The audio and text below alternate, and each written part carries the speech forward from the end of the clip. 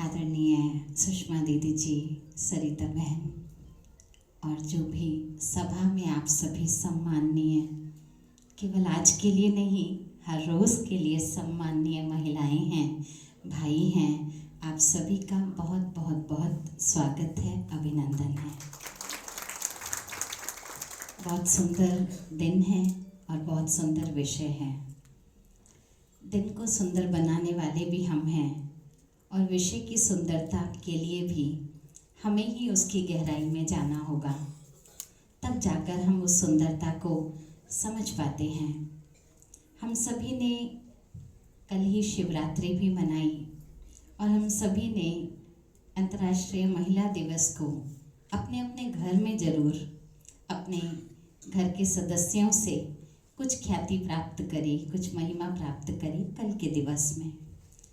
कुछ व्हाट्सएप के माध्यम से, फेसबुक के माध्यम से एक दूसरे को बधाइयाँ भी ज़रूर मिली होंगी और ली होगी, दी भी होगी।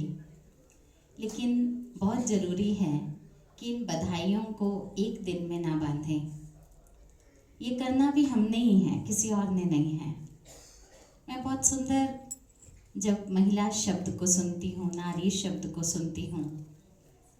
जी जी सर। आज के प्रोग्राम की हमारी विशेष गेस्ट, विशेष फेमस एक्ट्रेस मिन्नी कौर जी हम सबके बीच पधारी हैं। आपका भी जोरदार तालियों से स्वागत है। आप स्टेज पर आकर स्थान ग्रहण करें और हम आगे लता बहन जी से सुनेंगे।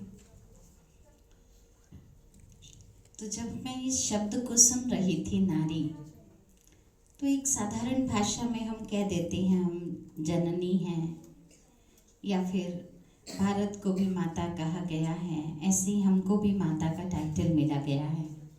लेकिन यदि नारी शब्द को, महिला शब्द को गहराई से समझा जाए तो कहते हैं 100 विद्यार्थी मिलकर उनसे भी ऊपर जिस एक की वो आराधना करते हैं, जिनको वो ऊंचा मानते हैं, उन 100 विद्यार्थियों के ऊपर एक अध्यापक होता है। मानते हैं ना सभी? और 100 अध्यापकों के ऊपर कौन होता है? एक प्राध्यापक होता है, जिसको प्रिंसिपल कहते हैं। और जहाँ 100 प्राध्यापक एकत्रित हो जाएं, वहाँ होता है एक गुरु। और जहाँ अनेक गुरु हो जाए, वहाँ आती है एक माता। और वो माता है आप सभी महिलाएं, नारी। एक बार अपने सम्मान के लिए अपने आप ही ताली बजाइए। अब मैं आपसे 2 प्रश्न पूछूंगी, बहुत सच्चाई से उत्तर दीजिएगा, क्योंकि सकारात्मक चिंतन करना ये सुनने की बात नहीं है, ये समझने की और अप्लाई करने की बात है।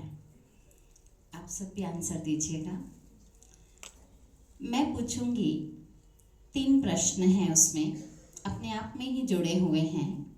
पहला है, हम सभी कुछ ना कुछ कमाई के लिए भागते हैं, चाहे वो घर के हिस्सेदार बनकर, चाहे बाहर कोई कार्य करके। आज तो महिला हर क्षेत्र में है। तो एक है पैसे के लिए कमाना, एक होता है खुशी के लिए कमाना, और एक होता है पैसा और खुशी दोनों के लिए कमाना। तो पैसे के लिए कमाई कौन करना चाहता है? हाथ उठाइएगा सच्चे दिल से। भाई मुझे तो पैसा चाहिए ही चाहिए। कोई नहीं? अच्छा, आप कमाते हैं तो बाकी सबको मैं अपना अकाउंट नंबर दे दूं, आप ट्रांसफर कर दीजिए, आपको तो पैसा चाहिए ही नहीं है। अच्छा, दूसरा, खुशी के लिए कौन कार्य करता है? खुशी के लिए उठाइए उठाइए, वेरी गुड, खुशी के लिए। अच्छा, और ऐसे कौन है जो दोनों के लिए करते हैं? अभी लगा कि ये ऑप्शन ज़्यादा अच्छा है ना, दोनों वाला ज़्यादा अच्छा है। अच्छा, अब लास्ट आंसर है जो इसी से जुड़ा हुआ है। एक होता है खुशी के लिए काम करना, एक होता है खुशी से काम करना। कौन सा बढ़िया है? खुशी से। पक्का? पक्का खुशी से? खुशी है ही नहीं तो काम कैसे करेंगे? करने से आ जाती है। आ जाएगी करने से। तो समझिए, सकारात्मक चिंतन कोई एक पड़ाव नहीं है जिस तक मुझे पहुंचना और ग्रैब कर लेना, नहीं। एक्चुअली ये एक प्रोसेस है और इस प्रोसेस को जितना हम जर्नी में, जितना हम लाइफ में अप्लाई करेंगे, अडॉप्ट करेंगे, उतना हम उस प्रोसेस के माध्यम से खुशी, शक्ति, जिस चीज़ की हम गुहार करते हैं वो हम अपने अंदर प्राप्त कर लेंगे। ये एक करुण वास्तविकता है, सत्यता है। हम जर्नी को एंजॉय नहीं करते और हम मंजिल पर सब कुछ पाना चाहते हैं। एक बार दो दोस्त थे, यात्रा पर जा रहे थे, सोचा बड़े टाइम हो गए, मनाली चलते हैं। बोला चलो बाय रोड चलेंगे, बड़ा अच्छा लगेगा। एक ने अपनी फैमिली को गाड़ी में बिठाया, एक ने अपनी फैमिली को गाड़ी में बिठाया। थोड़ी दूर चलते गीत वीत बजाए, मज़ा आया, कुछ मंचिंग चंचिंग चल रहा था खाते पीते। लेकिन थोड़ी ही देर में देखा वो गाड़ी थोड़ी सी आगे ले गया तो दूसरे वाले के बच्चे ने बोला, पापा अंकल कितनी स्पीड से चला रहे, आप पीछे रह गए। पापा जी ने थोड़ी और आगे बढ़ा ली। दूसरे ने सोचा कि ठीक है ये इतनी जल्दी क्यों भाग रहा है, लेकिन उनकी वाइफ ने बोला, सुनो जी हम पीछे रह जाएंगे, इतनी बढ़िया गाड़ी ले रखी है हमने, थोड़ा तो स्पीड दिखा दो आप भी। तो वो भी बढ़ाने लग गए। अब क्या हो गया, जर्नी साइड हो गई, मंचिंग चर्चिंग सब कुछ साइड में हो गया, फोकस कहाँ हो गया, मंजिल पर जाएंगे, बस वहां पहुंच जाए, कौन पहले पहुंचेगा। इट मीन्स जो एक जर्नी में हम कोशिश कर रहे हैं, वो दो गाड़ियां किसी और की नहीं है बहनों, किसकी है? वो दो गाड़ियां किसी और की नहीं, वो हमारी अपनी है। याद करिए जब हम अपनी लाइफ की जर्नी में अंदर आए थे, एंटर किया था, और आज हम कुछ भूल गए हैं ये देखने में कि उसकी स्पीड क्या है, इसकी स्पीड क्या है और मेरी स्पीड क्या है। और उसी उलझन में हम उलझकर डेस्टिनेशन में जाकर हम या रेस या कंपैरिजन, इन सब चीज़ों से हम इतना फंस गए हैं जिसके कारण जो खुशी, आपने आवाज़ तो बड़ी बुलंद करी थी, खुशी खुशी से काम करना चाहिए, लेकिन सच बताऊं वो खुशी नहीं रह पा रही है आज हमारे पास।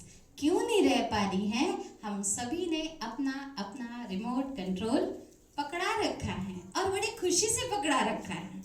भाई साहब जब चाहिए आप बटन दबा देना, मैं रो दूंगी, जब चाहिए बटन दबा देना मैं फ्रस्ट्रेटेड हो जाऊंगी, और जब आप थोड़ी सी सब्जी की तारीफ कर देंगे बस इतना ही काफ़ी है, मैं खुश रहूंगी। आप सोचिए कितना डेलिकेट बटन है हमारी खुशी का, छोटी सी तारीफ। मैं बहुत बार ये भाषण इस सकारात्मक चिंतन के रूप में ज़रूर देती हूँ कि हम सब लोग, सच्चे दिल से बताइएगा, मैं अपने सहित लेती हूँ इस बात को, हम सब लोग जब घर से निकलते हैं, खासकर महिलाओं का दिन है इसलिए ये टॉपिक ले रही हूँ, हम सभी तैयार होकर निकलते हैं। निकलते नहीं निकलते? हाँ जी ना जी, थोड़ा जुड़ के रहिएगा, ठीक है? ये भाषण नहीं है, ये आपस की लेन देन है। हम सब तैयार होकर निकलते हैं। निकलने के बाद भी जाते जाते हम जब दरवाज़ा बंद कर रहे होते हैं, अगर हमें कहीं छोटा सा शीशा दिख भी जाए, हम लोग नहीं छोड़ते, जरूर देखते हैं। और सुनिए, अभी कहानी यहाँ खत्म नहीं हुई। हम वहाँ से लेकर निकले, अपने यहाँ डेस्टिनेशन पर पहुँचे, और यहाँ अगर कोई बंद गाड़ी का शीशा काला दिख जाए, हम वहाँ भी नहीं छोड़ते हैं अपने आप को देखना, और वो भी देखकर, अभी भी कहानी पूरी नहीं हुई, रुकिए रुकिए, वो देखने के बाद भी सीढ़ी चढ़ते चढ़ते अगर कोई खिड़की दिख जाए और मेरा विजन मुझे दिख रहा हो क्लियर, हम फिर वहाँ चेक करते हैं, अभी भी कहानी खत्म नहीं हुई। और अंदर आते हैं, अंदर आने के बाद हम एक दूसरे से पूछते, और मैं कैसी लग रही हूँ, राइट है या रॉन्ग है? आप सोचिए, इतना डाउट अपने ऊपर, इतना, जबकि हम खुद देखकर अपनी चॉइस से, अपने मेकअप, अपने शूटिंग शूटिंग के अनुसार हम तैयार होकर निकले, लेकिन आज भी हमें डाउट है। छोटे से छोटा कोना, थाली, चम्मच थाली में भी दिख जाए ना, हम वो भी नहीं छोड़ते। अभी मैंने लंबा नहीं किया इसको, लेकिन हमारे खुशी ढूंढने के तरीके बहुत है, लेकिन फिर भी हमें आज के इस सेमिनार की ज़रूरत है। क्यों? क्यों? बहनों, मैं ये कहना चाहूँगी, कहीं ना कहीं हम अपनी सुंदरता भूल गए हैं। हम बाह्य सुंदरता को तो बार बार चेक कर रहे हैं, हम आंतरिक सुंदरता कहीं कोने में रख कर बैठे हैं, और हम दूसरों की जजमेंट के बेस पर अपनी खुशी ढूंढ रहे हैं। और वो खुशी गुम हो जाने के कारण, अपनी सुंदरता को ना याद रखने के कारण हमारे अंदर वो लैकनेस फील होती है, वो कमी फील होती है। और फिर हम ये सोचकर चल पड़ते हैं नारे लेकर कि नारी अबला नहीं सबला है, नारी शक्ति है। बिल्कुल शक्ति है, लेकिन ये किसको सुनाना है? बोलिए बोलिए, किसको सुनाना है? खुद को सुनाना है। इस मुख से निकलेगा ये कान मेरा सबसे पहले पास है, सुन मेरा कान रहा है, लेकिन हम बोल सब जगह रहे हैं, खुद को नहीं सुना पा रहे हैं। खुद को याद दिलाते हैं, मुझे कोई शक्ति याद दिलाए, मुझे कोई मेरी कैपेबिलिटी बताए। अगर मैंने कुछ परफॉर्म किया, कोई ताली बजाए। क्यों? क्या जरूरत है? क्या मेरी सामर्थ्यता, मेरे शब्दों की शक्ति इसी तक ही सीमित है? नहीं, वास्तव में मैं खुद में संपूर्ण हूं। देखिए, नारी शब्द में नर है, नारी शब्द में नर, वुमेन में ही मैन है। हर चीज के निर्माता आप खुद हैं। हम और किस निर्माण की आज पुकार कर रहे हैं या आवश्यकता चाह रहे हैं? हमें कहीं और कुछ नहीं प्रजनन करना, हमें स्वयं का निर्माता बनना है। तो मैं कुछ मुख्य पॉइंट्स दूंगी जो आप घर लेके जा सके, जो मोटी मोटी बातें याद रख सके। सबसे पहली बात है, नारी को घर में भी एक भगवान ने ये गुण दिया है कलेक्शन करने का, है ना? घर में देखो, आप खाली घर में बिठा दो एक नारी को, थोड़ी देर में वो क्या कर देगी? कुछ तो भर ही देगी, है ना? कुछ तो भर ही देती है। इसीलिए कहते हैं नारी और चुप बैठी हो ही नहीं सकता है, ऐसा शब्द कह देते ना, क्योंकि नहीं तो वो गॉसिप से ले आएगी, कुछ तो ले ही आएगी। तो कलेक्शन करने के इस गुण को अच्छी जगह लगा दीजिए। ये गुण आपका भगवान की देन है। अगर हम इसको एक अच्छी जगह लगा देते हैं, यानी एक ऐसी इंफॉर्मेशंस को कलेक्ट करो, एक ऐसी मोटिवेशन बातों को कलेक्शन में ले आओ जिसका चिंतन बार बार बार बार अपने आप में हमको सशक्त कर दे। कहते हैं, एक बार गुरुजी ने बच्चों की परीक्षा के लिए 2 बच्चों को 1-1 रुपया दिया और बोला, जाओ बच्चे, इन 1-1 रुपया से कुछ ऐसा लेकर आना जिससे ये घर भर जाए। तो वो माँ के पास गया और माँ से बोला, माँ मुझे 1 रुपया मिला है, परीक्षा है मेरी, मैं क्या भरूं? उसने कहा, 1 रुपये में क्या आता है? कुछ नहीं आता, ये तो कूड़े करकर के भाव का है। बच्चे के मन में ये बात चली गई और कुछ ही देर में उसने अपने कमरे को भरपूर कर दिया। लेकिन दूसरे की माँ ने भी कुछ शिक्षा ऐसी दे दी जो सच में ही गुणवत्तापूर्ण थी।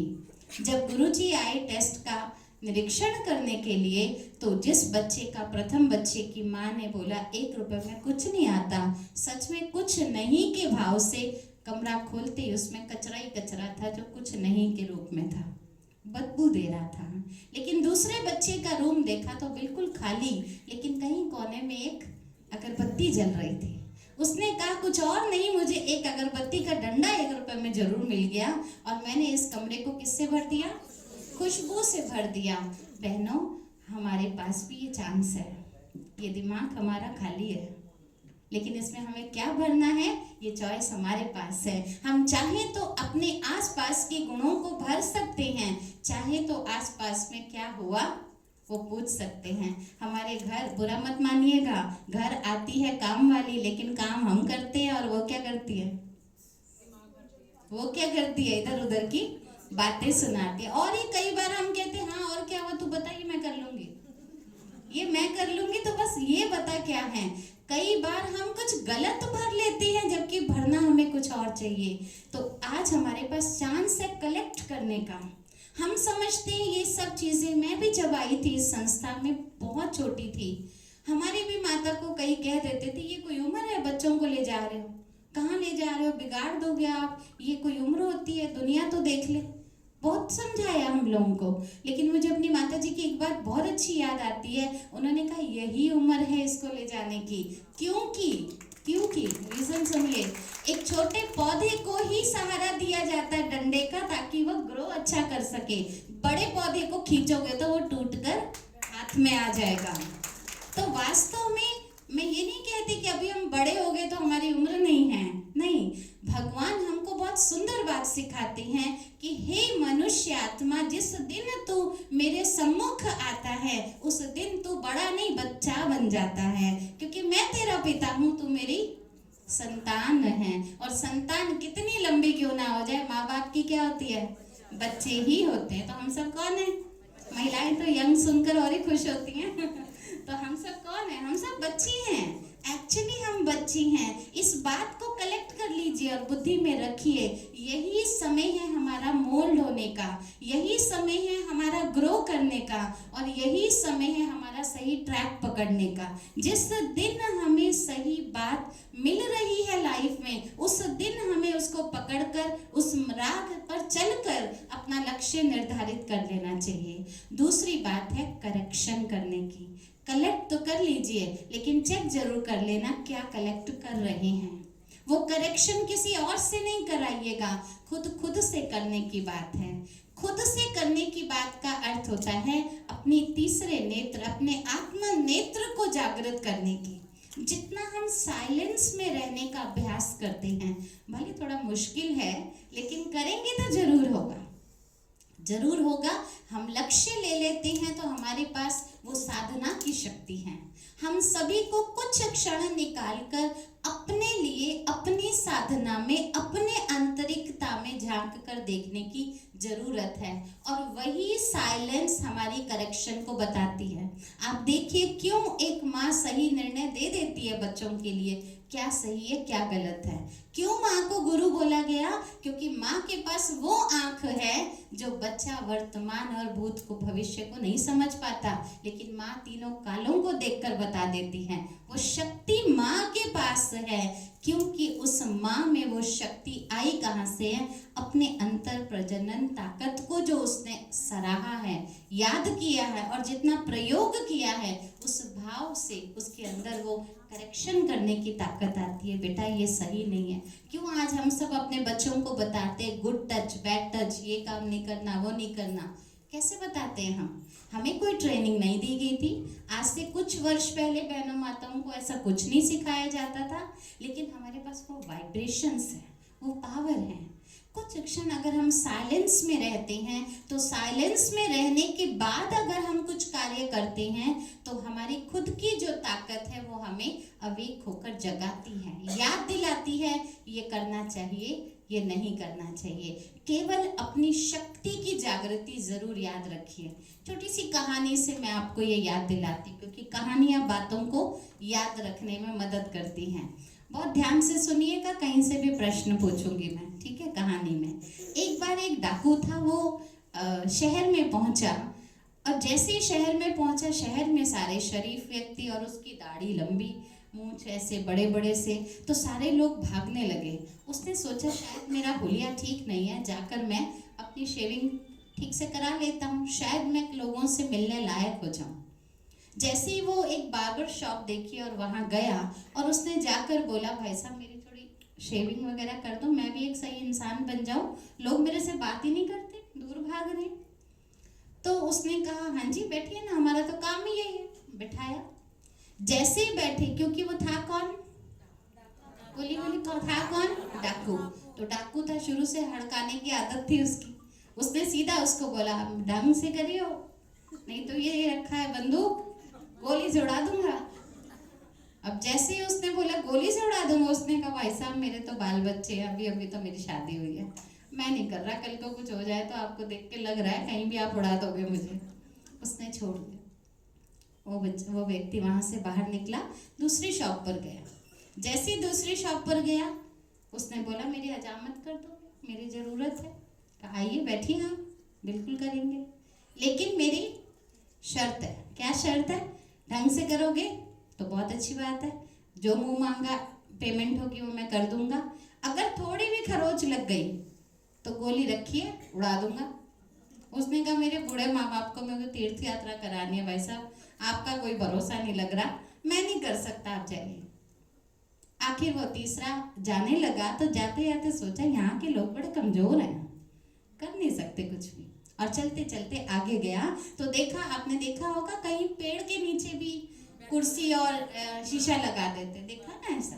तो वहाँ एक छोटा बच्चा, 8-9 साल का बच्चा था, वो कंचे खेल रहा था।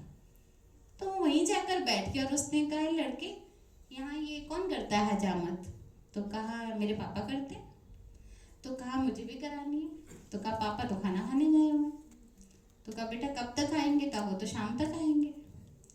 फिर वो उठ के मायूस होके जाने लगा तो बोला अंकल मेरा भी पुश्तैनी काम है, बैठो मैं कर देता हूँ। छोटे बच्चे ने बोला मैं कर देता हूँ। उसने कहा मेरी 2 शर्त है। बताइए शर्त क्या थी? बोलिए कितने ध्यान से सुन रहे हैं आप? पहले ठीक से करोगे, मुंह मांगे पैसे दूंगा, थोड़ी भी खरोच लगी बड़ी जल्दी आप डाकू बन गए। बड़े टशन में बोला। तो उसने बोला कि अगर थोड़ी भी गड़बड़ हुई ना गोली से उड़ा दूंगा। उस बच्चे का उत्तर सुनिए। उसने कहा पिताजी सॉरी बाबूजी आप बैठिए तो सही, मेरा तो पुश्तैनी काम है, मेरे दादा करते थे, उनके दादा करते थे, मेरे पापा करते हैं, मैं तो आराम से कर दूंगा, आप बैठो। क्योंकि उसके आगे कोई प्रायोरिटी नहीं थी। जैसे ही बैठा आंख बंद करी, तौलिया लगाते और उसने शेविंग शुरू करी। बहुत ही बढ़िया, ऐसा अच्छा इंसान तैयार निकाला बाहर जो वो खुद देखकर अपने आप को हैरान हो गया। जब सब कुछ अच्छा होकर उसने तौलिए से अपना मुंह पोंछने लगा तो डाकू ने कहा लड़के तुझे डर नहीं लगा जब मैंने बोला ये गोली निकाल कर मार दूंगा अगर एक भी खरोच आ गई? तो कहता है अंकल अगर कुछ खरोच आती तो उस तरह तो मेरे हाथ में था। सोचिए, इसे कहते हैं स्वयं की शक्ति को जानना। ये है करेक्शन। हमें मालूम होना चाहिए। हम कई बार सिचुएशन सुनकर डर जाते हैं और वहीं पर ही हाथ छोड़ देते हैं कि ये मुझसे नहीं होगा, ये मैं नहीं कर सकता। लेकिन भगवान हमको यहाँ सिखाते हैं, हे नारी तू नारी नहीं है, तो उस शिव की निकली शक्ति है। तो अपनी शक्ति को पहचान। शक्ति तेरे में है, तेरे से दुनिया बनी है। तुझे जन्म देने की शक्ति जब मैंने दी है, स्वयं परमात्मा हम बच्चों को वो शक्ति याद दिला रहे हैं। तो हमें सिर्फ क्या करना है, कुछ क्षण साइलेंस में रहकर अपनी शक्ति को जागृत करना है और कोई एक्स्ट्रा कार्य नहीं करना है, सिर्फ अपनी शक्ति को जागृत करना। और तीसरा काम है कम्युनिकेशन। जो शक्ति दाता है उससे कनेक्ट जरूर होते रहे। कलेक्शन भी करिए अच्छी बातों का, अपने आप में करेक्शन भी करिए और फिर कम्युनिकेट करिए कोई भी अच्छी। मुझे याद आता है हम छोटे बच्चे थे, स्कूल से आती सारी कहानी माँ बाप को सुनाते थे। उस समय व्हाट्सएप नहीं थे, फोन नहीं थे, इसलिए अच्छा समय था बहुत। आज भी याद करते हैं हम उस समय को। सच में जाकर सारी बातें, उसने ये किया, उसने ये किया। कई बार माँ बाप याद दिलाते थे अभी खाना खा लो बाद में बता देना, लेकिन हमारा नॉन स्टॉप चलता था। क्यों? वो कम्युनिकेशन किससे कर रहे होते थे? अंदर से फीलिंग आती थी अपने माता पिता से कर रहे हैं। तो बहनों और भाइयों, हम सब के माता पिता वो परमात्मा परम शक्ति वो हमारे साथ रोज कनेक्ट होता है, हमारा वेट करता है। आप यहाँ आएंगे इस संस्था में, रेगुलर जब ज्ञान सुनेंगे तो आपको एक खुदा का खत सुनाया जाएगा। कभी सुनिएगा जरूर फुर्सत निकाल कर आके। खुदा खत भेज रहा है अपने बच्चों को कि मैं सुबह से इंतजार करता हूँ, अभी आएगा मेरा बच्चा, लेकिन वो भागते भागते चला जाता है काम पर। फिर सोचता हूँ अच्छा काम से बीच में खाना खाएगा तब आएगा मेरे पास, पर वो बच्चा खाना खाने में व्यस्त हो जाता है। फिर सोचता हूँ शाम को आकर तो जरूर आएगा मेरे पास, लेकिन शाम को भी अपनी चाय मस्ती और अगला पिछले में निकल जाता है। अच्छा सोचता हूँ कुछ नहीं हुआ, रात को तो आ ही जाएगा, लेकिन रात को भी वो टीवी देखते देखते कब सो जाता है उसको मालूम नहीं। सोचिए वो पिता हम बच्चों का इंतजार कर रहे हैं, उस पिता के इंतजार के कारण ही कहीं हम अगर अपने आप को ये याद रख लें और स्मृति दिला ले कि ये कनेक्शन उनका फायदा नहीं है, ये हमारा फायदा है। जोड़ हमारा हो रहा है, कनेक्शन हमारा जुड़ रहा है, जिसको बहुत सुंदर भाषा में राजयोग कहते हैं। ये योग हमें सिखाता है हमारी आत्मशक्ति को जगाने का। इसलिए कनेक्शन बहुत जरूरी है।